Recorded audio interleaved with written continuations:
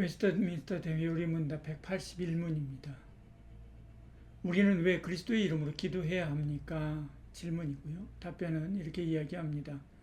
사람의 죄성과 그로 인하여 하나님과의 사이에 생긴 간극이 심히 크기에 중보자 없이는 우리가 하나님 앞에 접근할 수 없습니다. 그리고 하늘과 땅에 그리스도 한 분밖에는 그처럼 영광스러운 사역을 위해 임명되거나 그 사역에 적합한 이가 없으므로 우리는 다른 어떤 이름이 아닌 오직 그분의 이름으로만 기도해야 합니다. 답변 첫머리예요. 사람의 죄성과 그로 인하여 하나님과 사이에 생긴 간극이 심히 크기에 중보자 없이는 우리가 하나님 앞에 접근할 수 없습니다. 이야기합니다. 여기서 오송으로 가려면 다리를 건너가야 되죠. 하나님과 사람 사이도 마찬가지입니다. 큰 간격이 있습니다. 우선은 존재론적 거리가 너무나 큽니다. 남자와 여자, 황제와 노예 차이 정도가 아니죠. 하나님은 창조주입니다. 인간은 피조물에 불과하죠. 하나님께서 우리에게 말씀하시는 것은 마치 우리가 아메바에게 말하는 것과 같을 것입니다. 그럼에도 하나님은 에덴에서 아담과 깊은 교제를 했죠. 그런데 이 둘을 다시 멀어지게 한 계기가 있는데 바로 죄입니다. 죄가 하나님과 사람 사이를 무한하게 이격시켰죠. 이사야서 59장 2절 이렇게 말씀합니다. 오직 너희 죄악이 너희와 너희 하나님 사이를 갈라놓았고 너희 죄가 그의 얼굴을 가리어서 너희에게서 듣지 않으시게 함이니라 말씀하죠. 그래서 출애굽기에서 하나님은 내가 내 얼굴을 보지 못하리니 나를 보고 살 자가 없음이라 말씀했습니다. 이사야도 하나님을 만나고 내가 하나님을 만났으니 이젠 망했다, 죽었다, 호들갑을 떨지요. 마노아와 그의 아내도 하나님의 천사를 보고 죽을 것이라고 두려워하는 장면이 사사기에 나옵니다.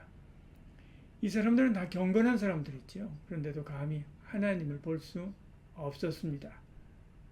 그래서 다리가 필요합니다. 하나님과 사람 사이의 다리는 예수님이지요. 누구도 예수님 없이 하나님께 갈 수 없습니다. 요한복음 14장 6절에 예수께서 이르시되 내가 곧 길이요 진리요 생명이니 나로 말미암지 않고는 아버지께로 올 자가 없느니라 말씀하죠. 그러나 예수를 믿는 사람은 누구나 갈 수 있습니다. 다리를 지나간다면 세발 자전거를 타고도 미호강을 건널 수 있죠. 이처럼 예수를 믿는 사람은 그가 누구든 하나님께 나아갈 수 있습니다.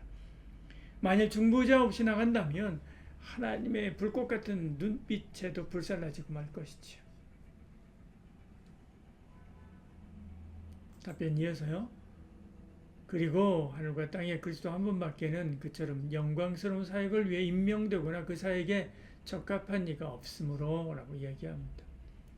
거룩하신 하나님, 흠도 죄도 없으신 하나님은 죄와 죄인을 용납하지 않으십니다. 그런데 오직 중보자 되신 예수님만이 이 둘 사이를 메우시지요. 예를 들어서 어떤 사람이 바퀴벌레를 매우 싫어한다고 가정해 봅시다. 그런데 그의 친구가 바퀴벌레를 반려동물로 키우고 있습니다. 이 친구가 그에게 며칠간 바퀴벌레를 맡아달라고 부탁한다면 그는 바퀴벌레가 싫지만 친구와의 관계 때문에 이를 받아들일 것입니다. 마찬가지로 하나님께서는 주를 용납하지 않으시지만 중보자 되신 예수님을 통해서 우리를 받아들이시는 거죠. 실제로 바퀴벌레를 반려동물로 키우는 사람이 있다고 합니다. 히싱이라고 하는 바퀴벌레인데요. 원래 마다가스카르 섬에 살던 종인데 지금 세계적으로 기르고 있습니다. 다 자라면 한 10cm 정도 그렇게 자라고요. 그리고 30g 정도 한다고 하니까 바퀴벌레 세계에서는 골리앗 같은 존재이지요. 이와 같습니다.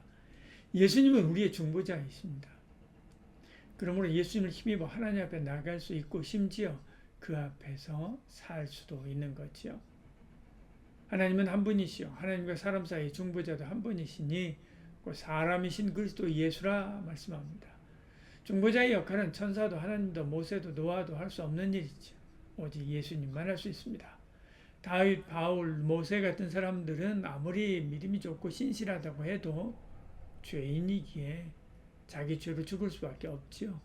인간은 인류의 죄를 대속할 수 없습니다. 하나님과 인간의 중보자가 되기 위해서는 하나님의 능력과 인간의 생명이 필요한 것이죠. 그래서 성부, 성령, 하나님도 천사도 중보자가 될 수 없습니다. 성부 하나님은 당사자니까 안 되고요. 성령 하나님과 천사는 중보의 역할을 하지만 중보자는 안 되는 거지요. 죄의 대가는 인간의 생명인데 성령 하나님과 천사에게는 우리를 위해서 내줄 인간의 생명이 없기 때문에 그렇습니다. 예수님만이 인성을 가지면서도 죄가 없으며 신성을 가졌으면서도 우리를 위해서 내어줄 인간의 생명이 있기 때문에 그런 것입니다. 그러므로 다른 이로서는 구원이 없습니다. 부처도 사람이고 마음의 터도 사람입니다. 마리아도 사람입니다. 그래서 사도행전에는 우리가 다른 이로서는 구원을 받을 수 없다라고 이야기하지요. 천하 사람 중에 구원을 받을 만한 다른 이름을 우리에게 주신 일이 없다 말씀하는 것이지요. 답변 끝에요. 우리는 다른 어떤 이름이 아닌 오직 그분의 이름으로만 기도해야 됩니다. 그렇게 이야기합니다. 그러므로 우리는 오직 예수님의 이름으로 나아가고 예수님의 이름으로 기도해야 되는 거죠. 골로새 3장 17절에 무엇을 하든지 말이나 일이나 다 예수 이름으로 하고 그를 힘입어 하나님께 감사하라 말씀하죠. 그러므로 우리는 예수로 말미암아 항상 찬송의 제사를 하나님께 드리자. 이는 그 이름을 증언한 입술의 열매니라 말씀하죠.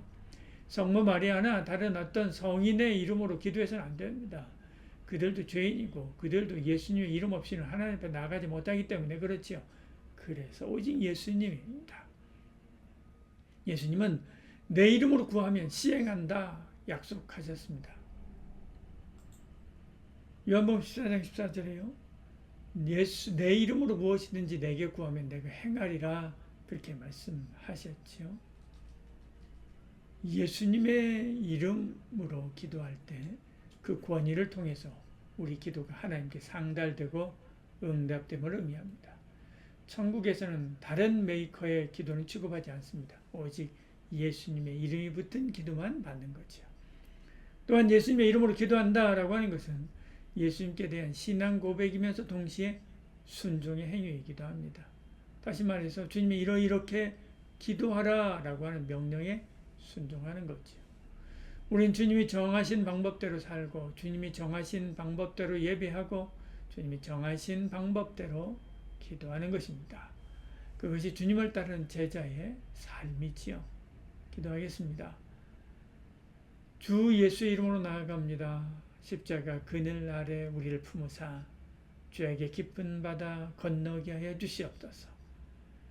예수님의 이름을 높여 찬양하고 그 사랑 영원히 노래하며 오직 주의 이름은 붙들며 나아가는 저희들 되게 하여 주시옵소서. 예수님 이름으로 기도드리옵나이다. 아멘.